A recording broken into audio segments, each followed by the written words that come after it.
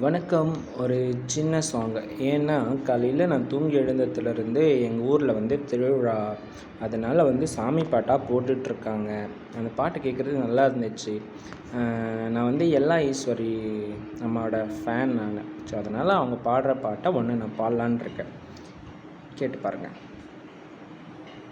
மகமாயிச் சமயபுரத்தாலே உன் மகன் எனக்கு எல்லாமும் நீயே. மகமாயிச் சமயபுரத்தாலே உன் மகன் எனக்கு எல்லாவும் நீயே. கொள்ளிடத்தின் கரை மேலே உன் கோயில் தரும் குங்குமந்தான் மங்கையர்க்கு காவல். கொள்ளிடத்தில் கரை மேலே உன் கோயில் தரும் குங்குமந்தான் மங்கையர்க்கு காவல்.